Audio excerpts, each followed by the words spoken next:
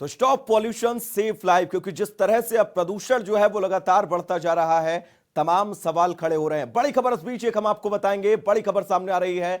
Delhi NCR में प्रदूषण का स्तर अब लगातार बढ़ता हुआ दुनिया का सबसे प्रदूषित शहर बना दिल्ली। ये बड़ी खबर हम आपको बता रहे हैं। राजधानी में स्मॉग की चादर छाई हुई है।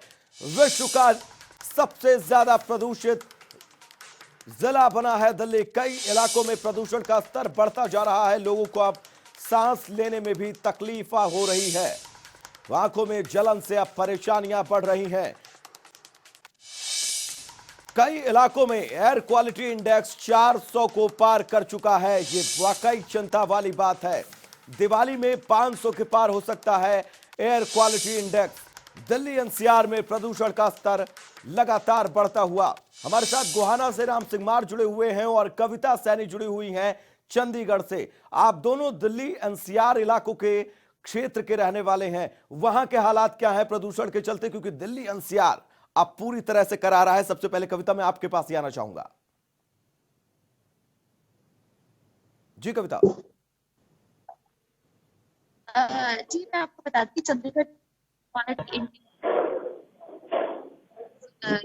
चंडीगढ़ की एयर क्वालिटी इंडेक्स जो है सही है, क्योंकि अगर है उसके अकॉर्डिंग जो है चंडीगढ़ का जो प्रदूषण लेवल है वो बिल्कुल ही सही है। और मौसम विभाग और जो विशेषज्ञ हैं यहाँ पर उनका भी यही कहना है कि चंडीगढ़ का एयर क्वालिटी इंडेक्स जो है वो बेहतर है एज कम्पेयर टू जो दूसरे राज्य हैं उनके मुताबिक। और इसके साथ ही उनका कहना है कि आने वाले दिनों में शायद जो है कुछ हल्की सी बढ़ोतरी दर्ज की जा सकती है, क्योंकि दीपावली का त्योहार है जिसके चलते जो पंचकुला और मोहाली में 2 घंटे की छूट दी गई है कि पटाखे जो है वो जलाए जा सकते हैं। हालांकि चंडीगढ़ में जो है इस पर पूरी तरीके से प्रतिबंध लगा दिया गया है कि पटाखे नहीं जलाए जाएंगे।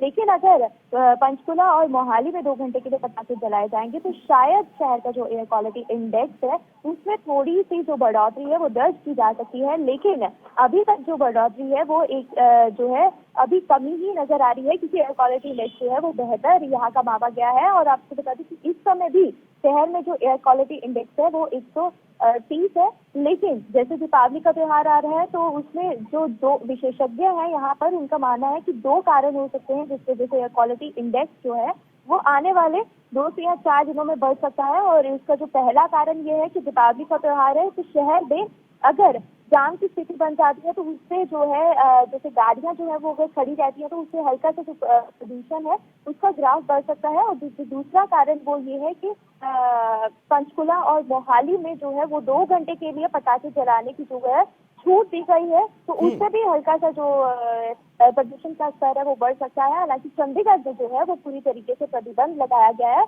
और उनका विशेषज्ञों का यही मानना है कि चंडीगढ़ में दूसरे राज्यों के मुताबिक जो यहाँ का प्रदूषण स्तर है वो बिल्कुल ही सही मापा गया है। चलिए कविता, लौटेंगे आपके पास अगला सवाल लेकर। राम हमारे साथ लगातार जुड़े हुए हैं। राम, लगातार प्रदूषित होता वातावरण और उसके बाद दिवाली का त्योहार, बड़ा टास्क है आपकी। किस तरह से आप प्रदूषण को रोकेंगे?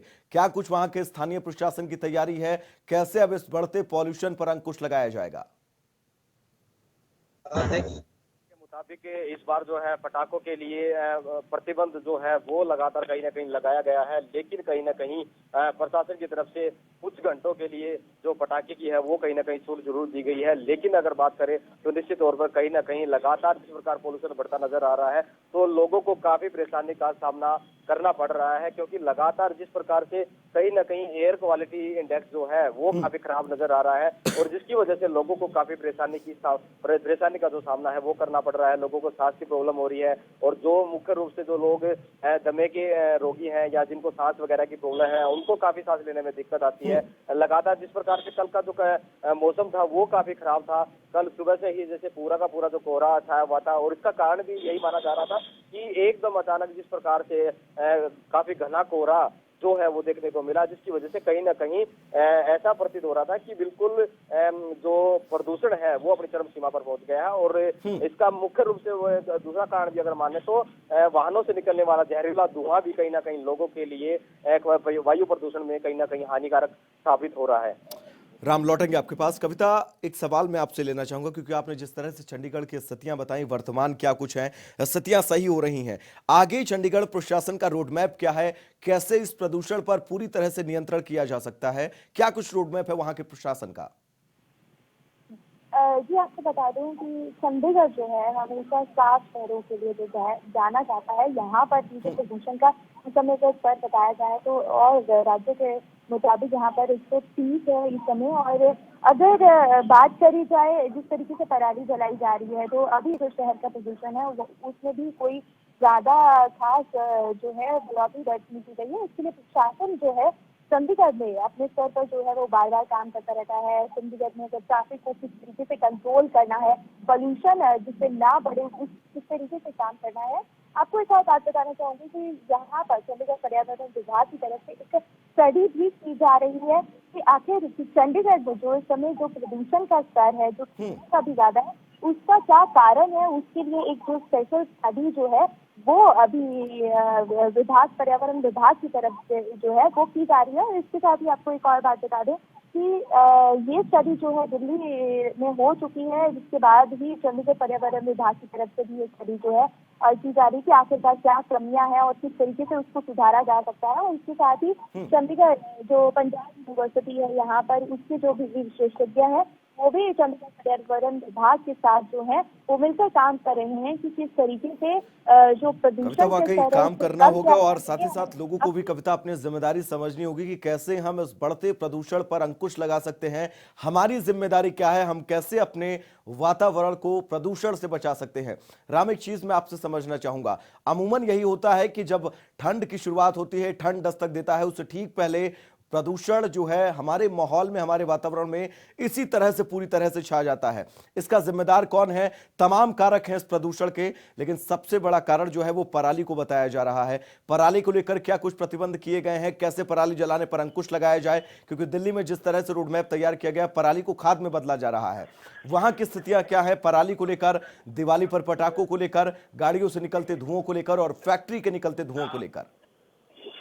देखिए, जो सबसे इस टाइम जो सबसे बड़ा मुद्दा होता है, क्योंकि किसान जो अपनी फसल की बिजाई करता है और ये अंतिम दिन में 15 दिन बिजाई के बहुत महत्वपूर्ण होते हैं, जिसमें किसान काफी तेज तरार के साथ है वो अपनी बिजाई करना चाहता है और उसके बाद जो फसलों के अवशेष होते हैं वो कहीं ना कहीं उसको तुरंत प्रभाव से फिनिश करना चाहता है, खत्म करना चाहता है, नष्ट करना चाहता है। तो ऐसी स्थिति में कहीं ना कहीं जो किसान है, जो अवशेष है, उनको लगातार जलाने का जो काम है वो कहीं ना कहीं करने की कोशिश में लगा रहता है। हालांकि प्रशासन द्वारा जो है वो एक गाइडलाइन है, प्रदेश की सरकार द्वारा भी गाइडलाइन है कि अलग अलग जो सरकारी उपकरण है वो यहाँ पर स्थानीय स्तर पर मुहैया कराए गए हैं, ताकि जो अवशेष है उसको बारीकी में तब्दील किया जाए और वो खाद के रूप में प्रयुक्त हो सके।